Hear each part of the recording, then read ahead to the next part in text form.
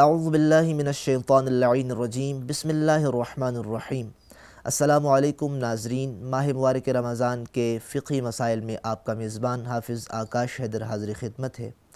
حضرت محمد مصطفیٰ صلی اللہ علیہ وآلہ وسلم سے روایت کی گئی کہ آپ نے فرمایا فقیہ اشد علی الشیطان من الف عابد، فرمایا ایک فقیہ، ایک یکو تنہا فقیہ شیطان پر 1000 عابدوں سے شدید تر ہے اور سخت ترین ہے۔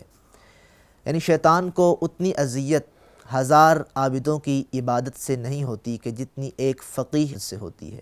ہمارے ساتھ شریک گفتگو جناب مولانا انتصار حیدر جعفری صاحب ہیں، اور میں آپ کا اقسام انتہائی تہ دل سے سپاسگزار ہوں کہ آپ تشریف لاتے ہیں اور انتہائی اہم مسائل سے ہمیں آشنا کرتے ہیں۔ تو آج صاحب، جہاں اور بھی مسائل پر ہماری بات ہو رہی ہے اور بڑے اہم ترین مسائل ہم نے سامنے رکھے، پھر ان کے جوابات تلاش کیے، تو یہاں آپ نے پہلے بیان کیا تھا مبتلات روزہ، تو اس میں کہا تھا کہ سر کو ڈبونا۔ تو اس حوالے سے آپ ذرا اس پر روشنی ڈالیے گا کہ ایک روزے دار ہے، اگر وہ پانی میں اپنے سر کو ڈبو دیتا ہے تو اس پانی میں سر کو ڈبونے کا اثر اس کے روزے پر کوئی ہے؟ اعوذ باللہ من الشیطان اللعین الرجیم بسم اللہ الرحمن الرحیم وبہ نستعین وہو خیر ناصر و معین۔ بہت شکریہ۔ ہماری بحث مبتلات روزہ کے حوالے سے چل رہی ہے، اور ذیلی طور پر ضمنی طور پر کچھ سوالات جو پوچھے جاتے ہیں ان کے جوابات بھی ہم نے گزشتہ پروگرام میں دینے کی کوشش کی۔ من جملہ جو مبتلات میں ذکر کیا جاتا ہے وہ ہے سر کو پانی میں ڈبو دینا، اور یہ مسئلہ بھی دیگر مسائل کی طرح ذیلی اس کے جزیات اس کی کافی زیادہ ہیں۔ اگر سربستہ طور پہ اور اجمالی طور پہ اس کا جواب دیا جائے تو یہ ہے کہ اگر روزہ دار حالت روزہ میں عمدن سے مراد یعنی جان بوجھ کر اپنے ارادہ سے، اپنے اختیار سے اپنے سارے سر کو پانی میں ڈبو دیتا ہے، چاہے اس کا باقی بدن پانی سے باہر ہی کیوں نہ ہو، صرف سر کو پانی میں ڈبو دیتا ہے، تو مشہور فقہا یہ فرماتے ہیں کہ اس بندہ مومن کا روزہ باطل ہو جاتا ہے۔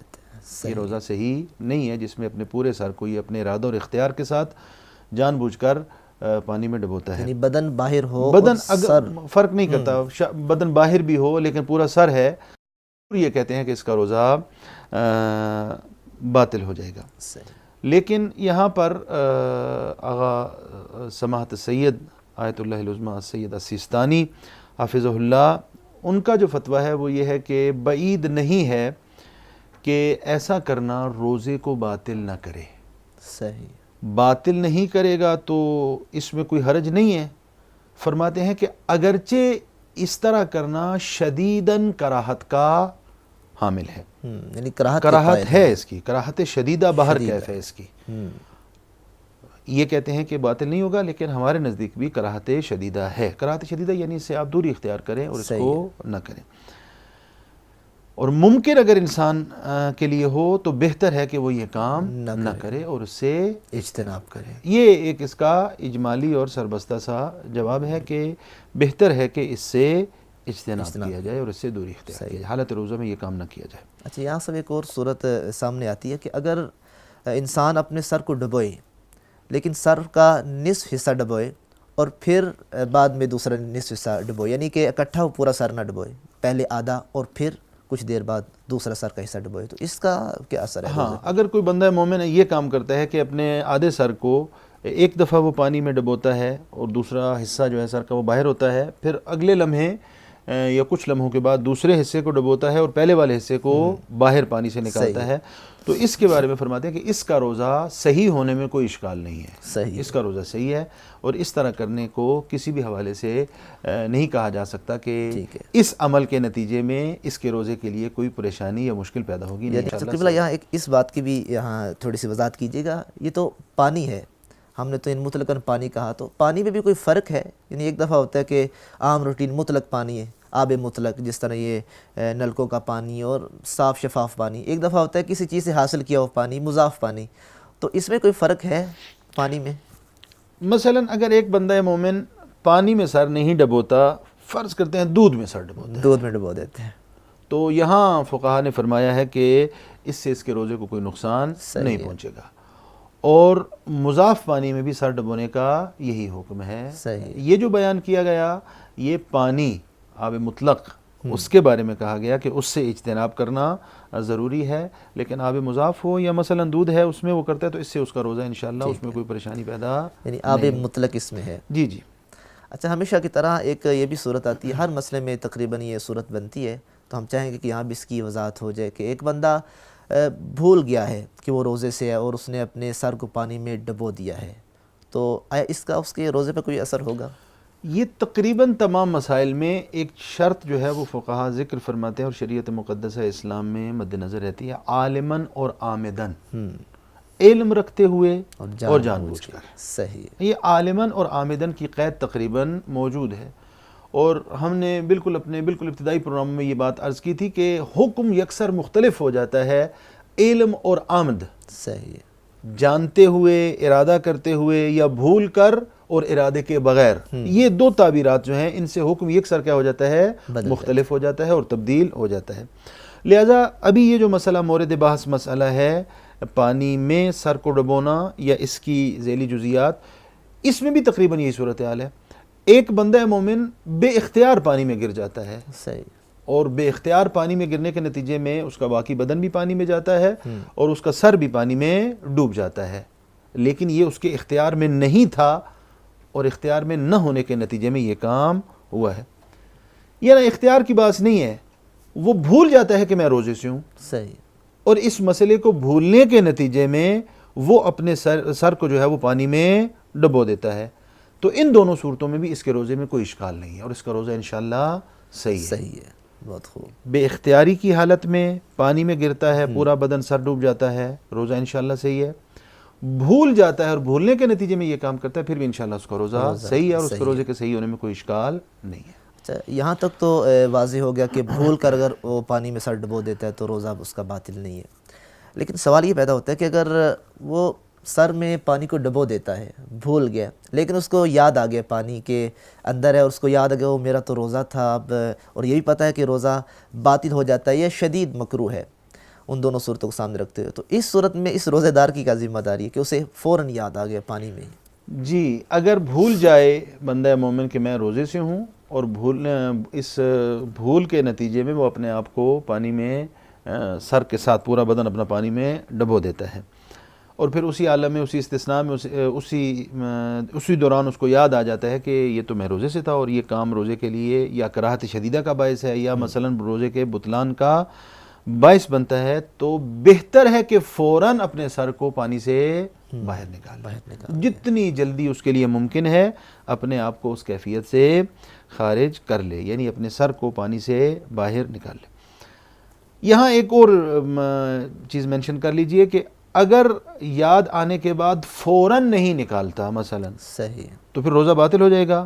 فرماتے نہیں، چونکہ اس عمل کے پیچھے اختیار نہیں تھا، بے اختیاری کی کیفیت تھی مثلا، یا علم نہیں تھا، بھول گیا تھا وہ، چونکہ ایسا تھا لہٰذا اگر فوراً نہیں بھی نکالتا تو بھی انشاءاللہ اس کا روزہ باطل نہیں ہوگا اور خداوند متعال اس کے روزے کو قبول فرمائے۔ صحیح، یعنی اس کی بنیاد میں یہ تھا کہ وہ بھولا ہوا ہے یا بے اختیار ہے۔ بہتر یہی ہے کہ وہ فوراً اپنا سر کیا ہے پانی سے باہر نکالے، لیکن اگر فوراً باہر نہیں نکالتا تو ہم اس کے روزے کو باطل روزہ قرار دیں گے؟ کہتے ہیں کہ نہیں، انشاءاللہ اس کا روزہ باطل نہیں۔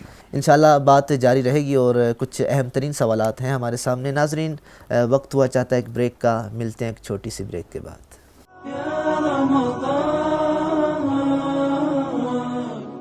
شهر الرحمة والغفران يا رمضان،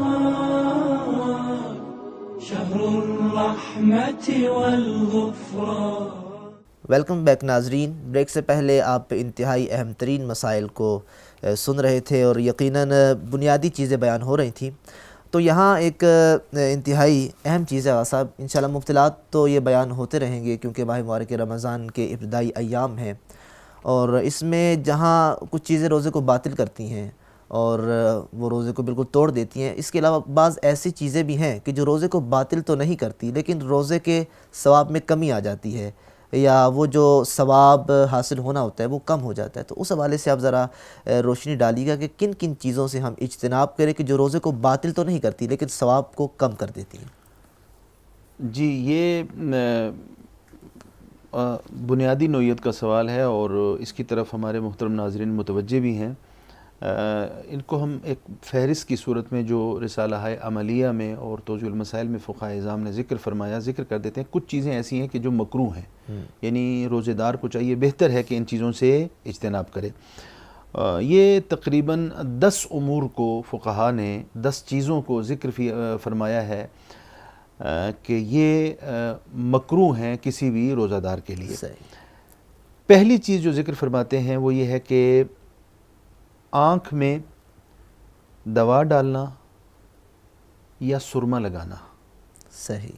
ٹھیک ہے، آنکھ میں دوا ڈالتے ہیں، سرما ڈالتے ہیں، اور ان کا مزہ یا ان کی بو وہ حلق تک جا کر پہنچتی ہے، روزے دار کے حلق تک.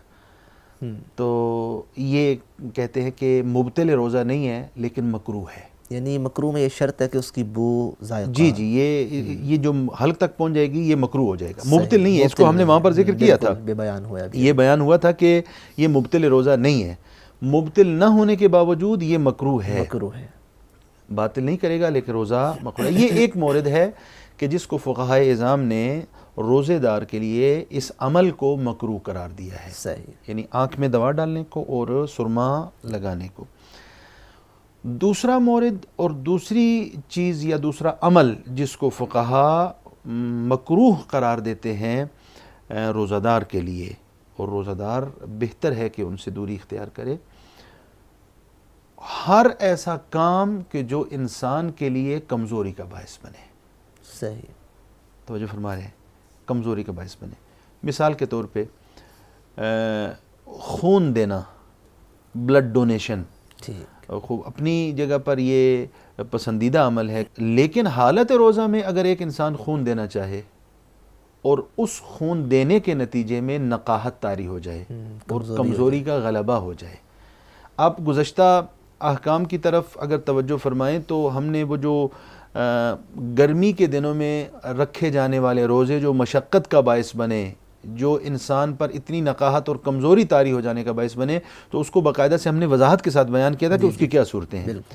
تو یہاں کیا فرما رہے ہیں کہ اگرچہ عمل اپنی جگہ پر ٹھیک عمل ہے، لیکن یہ کہ آپ کے روزے کے دوران یہ مکروہ ہے کہ آپ ایسا کام کر رہے ہیں کہ جو کمزوری کا باعث بنے اور آپ دن کا باقی ماندہ حصہ جو ہے وہ نقاہت کے عالم میں گزاریں.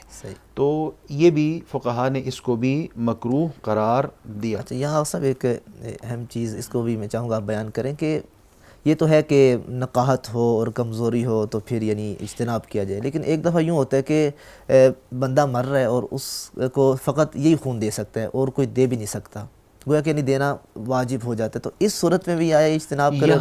یہاں بھی حرمت کا حکم تو نہیں ہے نا. صحیح. یہاں بھی حرام تو قرار نہیں دیا نا. صحیح. یہاں بھی مکروہ کی تعبیر لائی گئی ہے. صحیح. اور پھر دیگر جو احکامات ہیں ان میں جو ہمارے مدارس کی تعبیرات ہیں ان میں اہم اور مہم کی تعبیر لائی جاتی ہے. بہت خوب. دیکھا جائے گا کہ 2 امور میں سے کون سا مسئلہ، کون سا امر زیادہ اہمیت کا حامل ہے تو اس کو ترجیح دی جائے گی اور اس کو پہلے بجا لایا جائے گا. اور اگر ایسی صورت کوئی بن جاتی ہے کہ جہاں پر کسی بندہ مومن کی جان، مثلا آج کل وہ صورتحال ہے کہ نایاب خون، بعض افراد کا خون نایاب ہوتا ہے اور وہ خون عام طور پہ ملتا بھی نہیں ہے، تو وہاں پر حکم جو ہے باطل کا تو یہ نہیں کہہ رہے کہ باطل ہے، یقیناً اہم و مہم کا مسئلہ وہاں پر آئے گا تو ان مراحل کو بھی مد نظر رکھا جائے گا. تیسرا عمل جس کو مکروہ قرار دیا فقہا نے حالت روزہ میں روزہ دار کے لیے وہ یہ ہے کہ ناک میں دوا ڈالنا. ناک میں دوا ڈالنا مکروہ ہے، البتہ اس صورت میں کہ جب انسان کو یہ علم نہ ہو کہ یہ دوا اور اس کا ذائقہ میرے حلق تک پہنچے گا.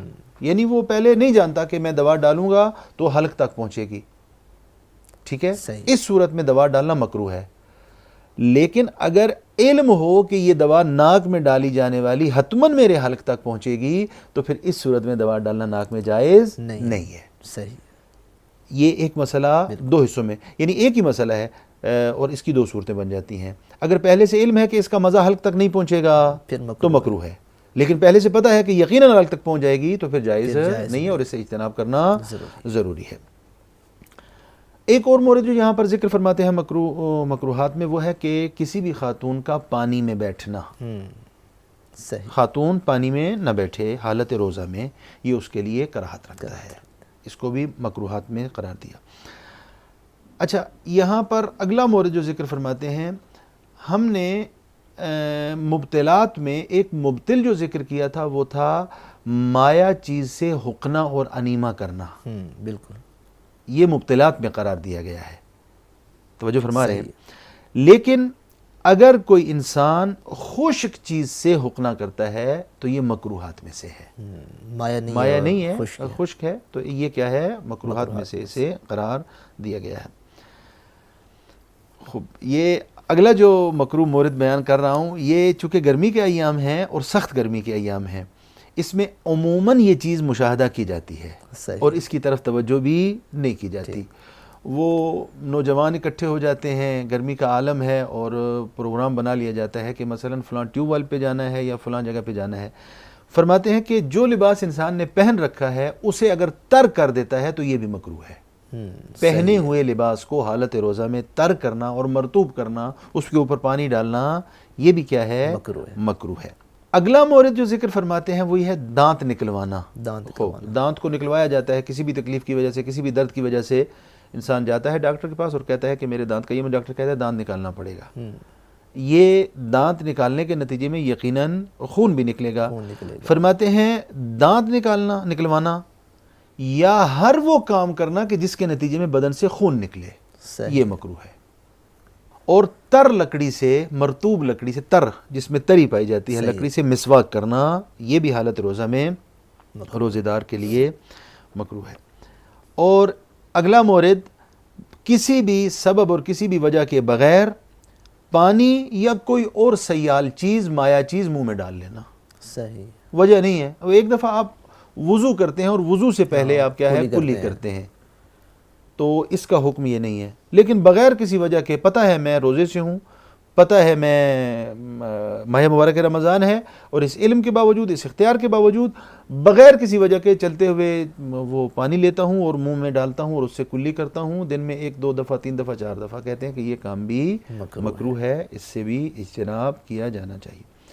اور آخری مورد جو یہاں پر ذکر کرتے ہیں وہ یہ ہے کہ خوشبودار جو جڑی بوٹیاں ہیں، جو ہربز ہیں، ان کو سونگھنا، یہ بھی حالت روزہ میں مکروہ ہے. تو یہ وہ چیزیں ہیں کہ جو روزے دار کے لیے مکروہ قرار دی گئی ہیں اور جو ثواب میں کمی کا باعث بنتی ہیں، اور وہ مرتبہ لہذا ان سے اجتناب اگر حالت روزہ میں انسان کرے تو بہتر ہے. ماشاءاللہ، انتہائی اہم چیزیں بیان کر رہے تھے کہ مکروہات کہ جن سے روزہ باطل تو نہیں ہوتا لیکن ثواب میں کمی ہو جاتی ہے. ناظرین، آپ نے پورا پروگرام دیکھا اور آپ نے یہ بھی سماعت فرمایا کہ کون کون سی چیزیں روزے کو باطل کرتی تھی، اور پھر میں نے یہ آغا صاحب سے گزارش کی تھی کہ آپ اس کے درمیان ان چیزوں کا بیان کریں کہ جو باطل تو نہیں کرتی لیکن مکروہ ہیں، ثواب میں کمی کا باعث بنتی ہیں. تو لہٰذا ان چیزوں کو آپ نے سنا ہے اور ابھی آپ اس کو یقیناً اپنے ذہن میں جگہ دے چکے ہوں گے. ان سے اجتناب کریں. اگرچہ روزے کو باطل نہیں کرتی لیکن وہ جو روزے کی چاشنی ہے، وہ جو روزے کی شیرینی ہے، وہ جو روزے کی اہمیت، ثواب، اگر اس کو آپ نے حاصل کرنا ہے اور واقعاً آپ نے حقیقی روزہ دار بننا ہے کہ جو لعلکم تتقون کے زمرے میں آتا ہے کہ شاید تم متقی بن سکو، شاید تم لباس سے تقوی کو زیب تن کر سکو، تو اس ساری چیزوں سے اجتناب کریں گے تو پھر جا کے آپ لباس سے تقوی کو زیب تن کرنے میں کامیاب ہو سکیں گے انشاءاللہ.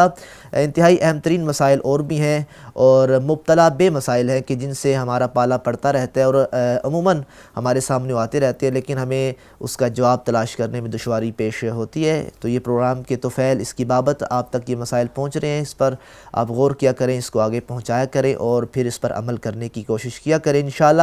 انتہائی اہم ترین مسائل باقی ہیں لیکن ان مسائل پر گفتگو کرنے تک کے لیے آپ کو بھی انتظار کرنا پڑے گا. میں آخر میں آغا صاحب کا انتہائی تہ دل سے سپاس گزار ہوں کہ آپ تشریف لاتے ہیں اور بڑے پیارے مسائل آپ بیان کرتے ہیں. یقیناً ہمیں اس کا بڑا فائدہ ہوتا ہے. ناظرین، اگلے ایپیسوڈ تک کے لیے اجازت دیجیے اپنے میزبان حافظ آکاش حیدر کو.